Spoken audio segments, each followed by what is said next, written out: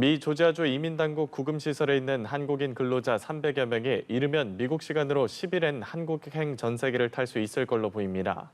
조기중 워싱턴 총영사는 현지 시간 7일 오후 조지아주 포크스턴 미 이민세관 단속국 구금시설에서 취재진과 만나 이들의 귀국 시점에 대해 10일 정도로 생각하고 있다고 밝혔습니다. 한국 근로자들이 석방되면 포크스턴 구금시설에서 차로 50분쯤 떨어져 있는 플로리다주 잭슨빌 국제공항에서 전세기 탑승해 귀국길에 오를 전망입니다. 조 총영사는 희망하는 분들을 최대한 신속히 한국으로 보내드리기 위해 최대한 노력하고 있다고 밝혔습니다. 미국 조지아주의 우리 기업 공장 건설 현장에서 붙잡혀 구금된 한국인 근로자들이 풀려나게 됐습니다. 미국과 석방 교섭을 타결했다고 대통령실이 전했는데요. 남은 행정 절차만 마무리하면 이들을 데려올 전세기를 띄웁니다. 동시에 비슷한 사태의 재발을 막기 위한 비자 체계 개선도 추진하기로 했습니다. 지성림 기자입니다. 미국 이민당국이 구금하고 있는 우리 근로자들에 대한 석방 교섭이 마무리됐다고 강훈식 대통령 비서실장이 밝혔습니다. 다만 행정 절차만 남아있고 이 행정 절차가 마무리되는 대로 전세기가 우리 국민 여러분을 모시러 출발합니다. 강 실장은 이들이 안전하게 돌아올 때까지 정부는 긴장의 끈을 놓지 않고 책임 있게 대응하겠다고 말했습니다.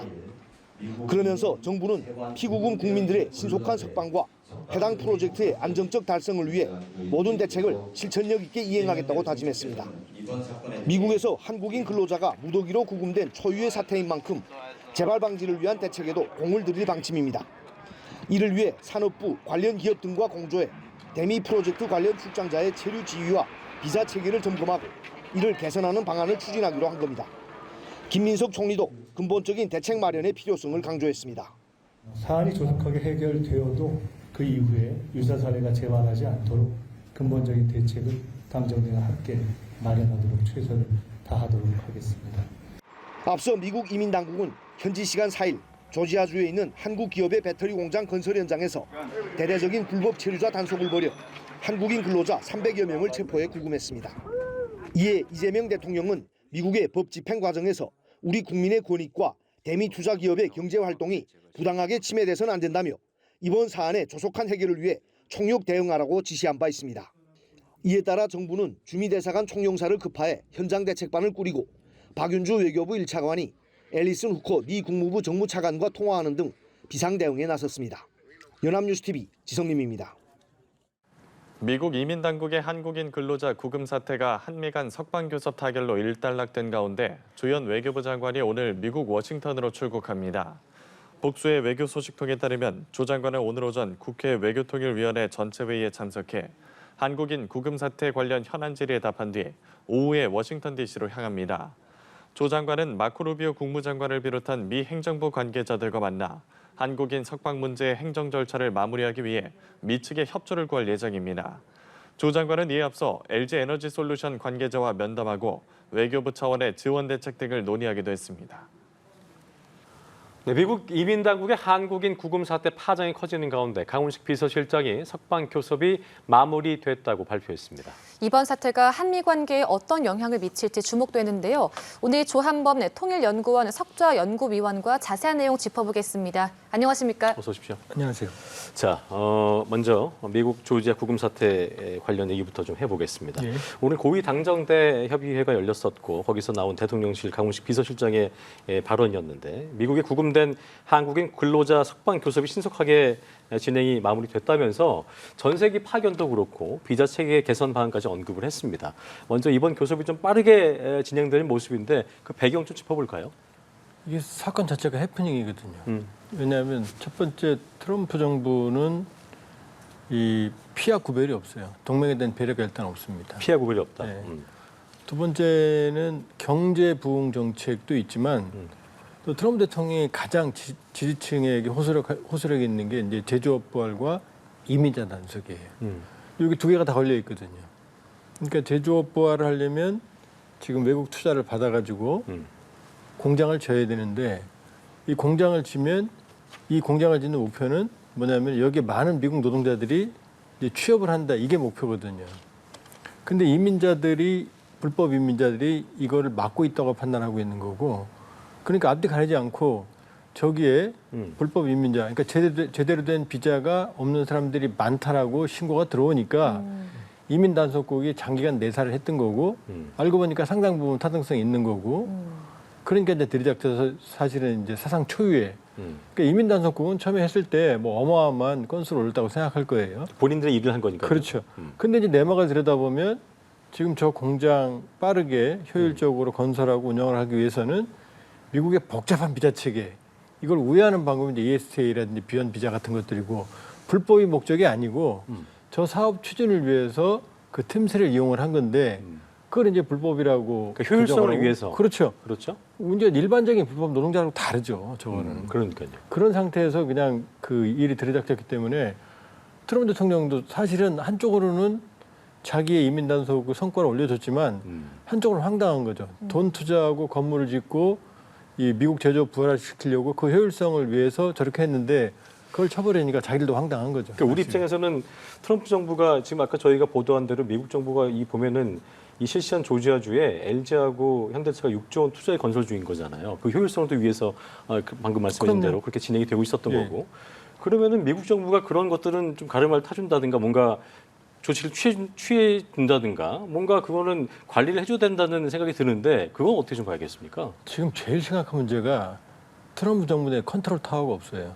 그 트럼프 대통령이 말을 하면 그걸 즉각 시행하는 것밖에 없고 트럼프 정부 일기 때는 어른들의 축이라고 그래서 트럼프 대통령이 오바를 하면 그걸 잡아주는 그런 중심 축들이 있었어요. 있었는데. 근데 그게 없어요 지금은. 그냥 다 예스맨만 있어요. 그러니까 이민 단속국은 이민 단속국 일을 하는 거고, 그 다음에 이제 이 관세는 관세하는 거고, 제조업 리쇼어링은 제조업하는 거고. 네. 그러다 보니까 이걸 조정을 해야 되거든요. 네. 그럼 예를 들면 저 정도는 사실은 저게 사각지대도 아니고 일정한 일을 위한 일종의 회색지대 일이거든요. 예. 그럼 저거를 저게 들어오면 위에서 대통령 비서실장이라든지 아니면 국토안보부라든지 여러 군데서 아니면 재무부, 상무부 같은 데서 이게 조정을 해서 그거는 내버려 둬라 이렇게 해야 되는데 그 시스템이 지금 없는 거예요. 그렇군요. 그러니까 황당한 일들이 벌어지는 거죠. 그러니까 이제 그럼 조현 외교부 장관이 필요할 경우에는 미국 찾겠다고 했잖아요. 근데 이제 강훈식 비서실장 말대로 교섭이 마무리됐다고 합니다만 재발 방지를 위해서 어떤 조 장관이 미국 당국자를 좀 만나서 확실하게 매듭을 지어야 할 텐데 지금 말씀하신 것처럼 트럼프 대통령한테 그런 말할 수 있는 체계가 없고 그런 사람이 없다면 이게 또 잘 될까 싶어요. 이게 왜 빨리 끝나냐면요. 네. 예를 들어서 지금 트럼프 정권 출범한 이후에 한 36만 명의 불법 이민자를 단속을 했어요. 단속을 하면 구금이 목적이 아니고 내쫓는 게 목적이거든요. 미국에서 일을 못하게 하려고. 네네. 그러니까 불법 구금자를 하더라도 어차피 내쫓게 돼 있던 거죠. 근데 뚜껑을 열어보니까 그게 아니거든요. 일을 하러 온 사람들이었거든요. 효율성을 위해서. 그러니까 이제 빨리빨리 해결될 수밖에 없는 거죠. 근데 지금 외교부 장관이 가서 저 문제를 해결한다고 하더라도 이 문제의 본질은 뭐냐면 미국 취업 비자라는 게 굉장히 어려워요. 까다롭다는 얘기죠. 어마어마하게 까다로워요. 그 문제를 해결하려면 사실 몇 년이 걸릴 수 있거든요. 우리만 해결되는 게 아니에요, 지금. 그러니까 이민 문제를 해결하겠다는 게 트럼프 대통령의 가장 큰 공약 중에 하나였고 그게 마가 지지층한테 제일 호소력이 있거든요. 근데 저 비자 문제를 해결하기 시작하면은 또 이민의 그 경계선이 느슨해지거든요. 그러니까 저 문제를 해결할 수가 없는 거죠, 그러니까. 그래도 구분은 돼야 되지 않겠습니까? 구분은 돼야 되죠. 그런데 그 복잡한 이민 체계, 비자 체계를 가지고 우리 한국은 상당히 빠른 기간 내에 효율성 있게 공장을 짓고 가동을 해야 되는데 그 비자 체계로는 전문 인력도 갈 수가 없거든요. 그러니까 이게 단기간에 저 문제는 해결되지만 물론 앞으로는 저렇게 안 할 거예요. 이제 한번 경험했으니까. 네. 그러나 이 문제를 근본적으로 해결하려면 굉장히 어려운 거고 미국 비자 체계에 근본적인 손을 봐야 되는데 지금 이민을 막겠다고 하는 트럼프 정권이 그 비자 문제에 근본적인 개선을 하겠냐 이거죠.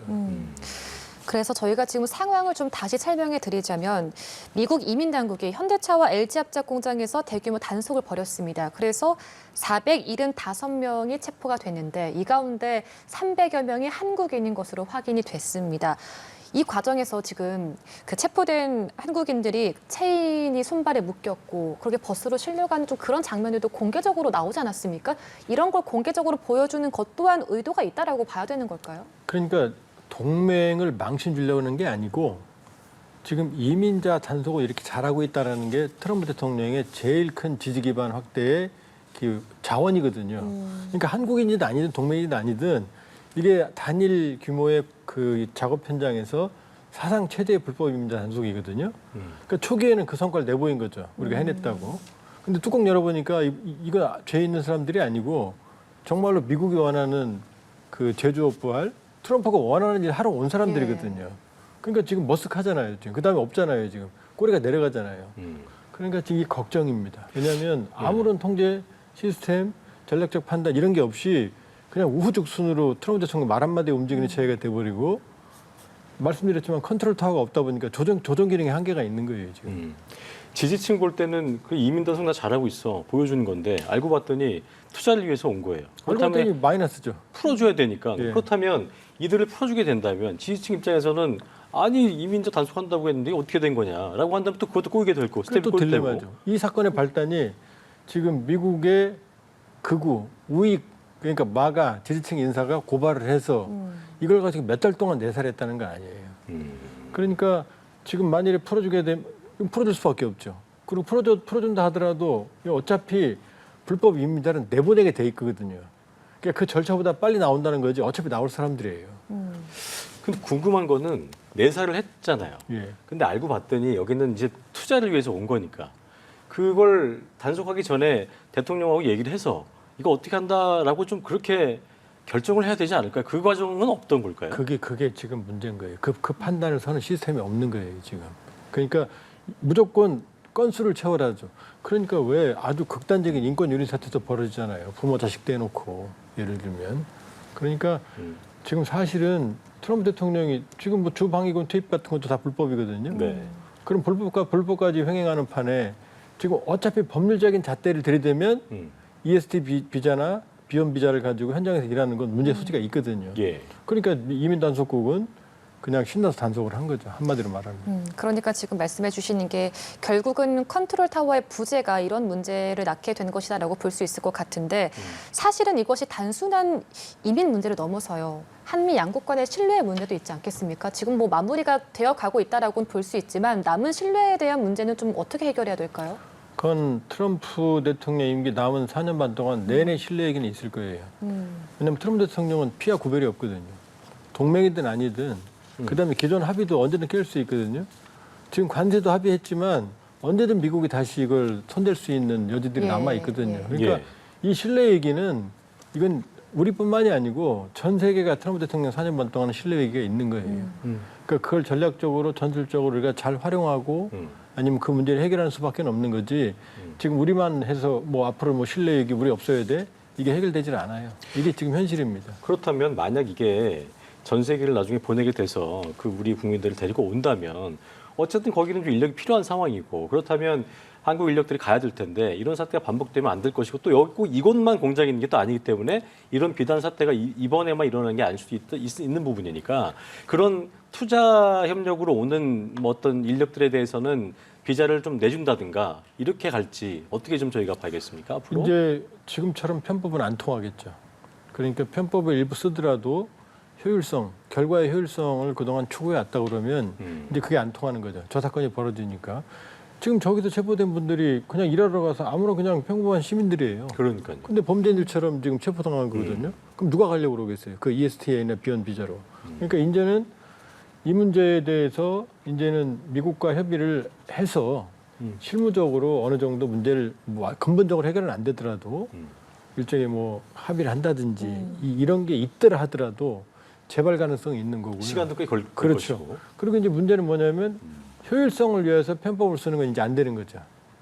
그러면 결과적으로는 우리 기업도 피해지만 미국의 피해로 돌아가는 거죠. 왜냐 트럼프 대통령은 빨리 건물 짓고 빨리 생산하고 빨리 미국의 잉여가 떨어져야 되는데 이제 그 자기 발등을 찍는 거죠. 정당한 방식으로 해야 되는데 그렇게 하려면 시간도 걸릴 것이고 결과적으로 자기 발목을 잡은 것이다.